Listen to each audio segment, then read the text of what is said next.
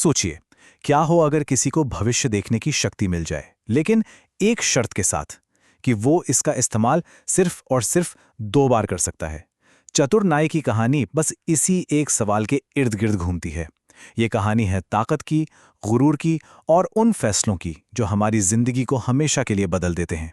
तो सवाल ये उठता है कि जब एक आम इंसान के हाथ में कोई असाधारण शक्ति आ जाती है तो होता क्या है। आज हम इसी सवाल का जवाब ढूंढेंगे कलवा की कहानी में। एक बिल्कुल साधारण सा इंसान जिसे एक एक्स्ट्रा ऑर्डिनरी मौका मिलता है। तो चलिए देखते हैं कि वो इस मौके का क्या करता है। तो कहानी की शुरुआत होती है एक छोटे से धूल भरे गांव से। यहां हमारी मुलाकात होती है कल्लुआ से। कल्लुआ एक नाई, जिसकी दुनिया उसकी छोटी सी दुकान की 4 दीवारी में सिमटी हुई है। उसे लगता था कि वो सिर्फ अपने काम में ही नहीं बल्कि समाज की बनाई हुई हदों में भी कैद होकर रह गया है। अब देखिए, कलवा के सपने बड़े थे। वो चाहता था कि लोग उसकी इज्जत करें और वो गांव के मुखिया की बेटी से शादी करना चाहता था। लेकिन मुखिया के लिए वो एक इंसान कम और बस एक नाई ज्यादा था। उसकी पहचान उसके काम से थी, उसके पुरखों के काम से थी, उसके अपने वजूद से नहीं। और फिर मुखिया ने जो कहा वो शब्द किसी चाकू से कम नहीं थे। उन्होंने कलुआ की तुलना एक पुराने पेड़ के सड़े हुए सस्ते आम से कर दी। सोचिए, ये सिर्फ एक ना नहीं थी, ये उसके आत्मसम्मान पर, उसकी पूरी हस्ती पर एक सीधा हमला था। और बस यही वो पल था जिसने कलुआ को तोड़ दिया और साथ ही उसे एक नया रास्ता खोजने पर मजबूर भी कर दिया। इस अपमान की आग में जलते हुए कलवा ने एक जबरदस्त कसम खाई। उसने तय कर लिया कि वो किसी जमींदार की बेटी से ही शादी करके दिखाएगा। और इसी इरादे के साथ उसने अपनी दुकान, अपना गांव, अपनी पूरी पुरानी जिंदगी सब कुछ पीछे छोड़ दिया और निकल पड़ा एक नए भविष्य की तलाश में। और फिर जंगल की खामोशी में उसकी किस्मत ने एक ऐसा मोड़ लिया जिसकी किसी ने उम्मीद नहीं की थी। उसकी मुलाकात हुई एक रहस्यमयी साधु से, और ये मुलाकात उसकी जिंदगी हमेशा के लिए बदलने वाली थी। साधु ने कलवा को एक बहुत ही अनोखा, एक जादुई वरदान दिया। शक्ति थी किसी भी इंसान को कुछ पल गौर से देखने पर उसका आने वाला कल देख लेने की, मतलब जो होने वाला है उसकी एक झलक पहले ही मिल जाना। पर रुकिए, ये इतना आसान नहीं था। इस कमाल की शक्ति के साथ 2 बहुत जरूरी शर्तें भी थीं। पहली शर्त कि इस शक्ति का इस्तेमाल पूरी जिंदगी में सिर्फ 2 बार किया जा सकता है, यानी हर मौका बहुत बहुत कीमती था। और दूसरी शर्त कि अगर वो कामयाब हो भी जाए तो उसे कभी यह नहीं भूलना है कि वो कहां से आया है, कि वो एक नाई था। तो अब शक्ति हाथ में है और शुरू होता है किस्मत का असली खेल। अब देखते हैं कि कलुआ अपनी चालाकी और इस अनोखे वरदान का इस्तेमाल करके अपनी तकदीर कैसे पलटता है। कलुआ ने अपनी शक्ति का पहला इस्तेमाल बहुत सोच समझ कर किया।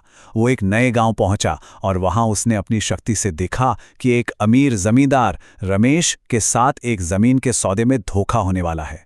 उसने फौरन रमेश को आगाह किया और उसे एक बड़े नुकसान से बचा लिया। और इसका नतीजा, रमेश उससे इतना खुश हुआ कि उसे अपने साथ काम पर रख लिया। देखिए, एक ही दांव में उसने भरोसा भी जीता और एक नई दुनिया में कदम भी रख लिया। और अब दूसरा और आखिरी मौका। इस बार उसने देखा कि जमींदार रमेश के साथ एक जानलेवा हादसा होने वाला है। उसने रमेश को चेतावनी दी, पर रमेश नहीं माना और हादसे में उसकी मौत हो गई। अब जाहिर है कलवा उस हादसे को रोक तो नहीं पाया, लेकिन इस घटना के बाद रमेश के दुखी पत्नी ने अपनी बेटी दिव्या की शादी कलुआ से कर दी ताकि वो सारी जायदाद संभाल सके। है ना अजीब बात? यहां सवाल ये उठता है कि ये सब सिर्फ किस्मत थी या कलुआ के फैसलों ने ही उसे यहां तक पहुंचाया। तो बस देखते ही देखते रातों रात वो मामूली सा नाई एक बहुत अमीर और इज्जतदार जमींदार बन गया। उसे वो सब कुछ मिल गया था जिसके उसने कभी सपने देखे थे।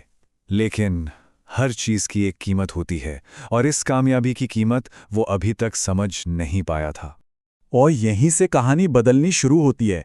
जैसे जैसे दौलत और ताकत बढ़ी, कलवा के अंदर एक खतरनाक बदलाव आने लगा। वो साधु की दूसरी चेतावनी कि अपना अतीत कभी मत भूलना, धीरे धीरे भूलने लगा था। और ये कहानी का सबसे जरूरी हिस्सा है।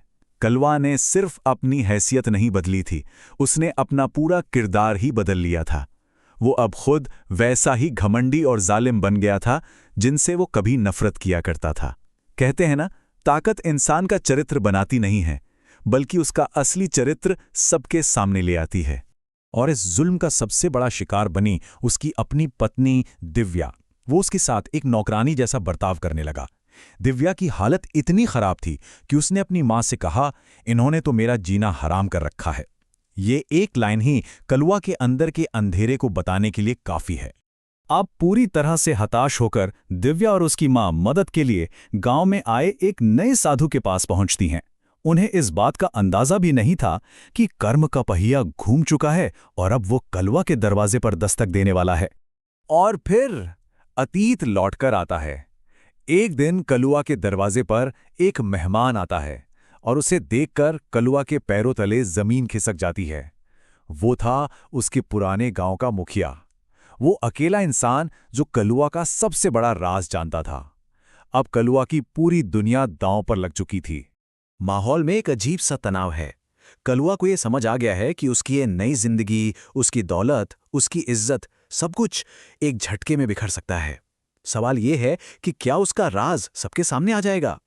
लेकिन कहानी में एक और मोड़ आता है। वो मुखिया असल में मुखिया था ही नहीं, वो भेष बदले हुए वही साधु था। साधु कलुआ को आईना दिखाता है, उसे उसकी क्रूरता और उसके भूले हुए अतीत की याद दिलाता है और उसे एक आखिरी मौका देता है। या तो दिव्या को एक पत्नी का सम्मान और बराबरी का दर्जा दो, या फिर अपना सब कुछ खोने के लिए तैयार हो जाओ। हिसाब का वक्त आ चुका था। एक पल में डर और शर्म से कलवा का सारा घमंड, सारा गुरूर टूटकर बिखर गया। कहानी पूरी तरह से पलट गई और उसने खुद दिव्या के पैर दबाने की पेशकश की। बस इसी एक पल में वो आखिरकार अपना सबसे बड़ा सबक सीख गया कि असली ताकत दूसरों पर जुल्म करने में नहीं, बल्कि विनम्रता और सम्मान देने में है। तो आखिर में ये कहानी हमें एक बहुत गहरे सवाल के साथ छोड़ जाती है। क्या ताकत वाकई चरित्र बनाती है, या सिर्फ हमारे अंदर छिपे असली इंसान को बाहर लाती है? ये सोचने वाली बात है ना? कि जब हमें मौका मिलता है, जब हमारे हाथ में ताकत आती है, तो हम क्या बनते हैं और वो हमारे बारे में क्या बताता है।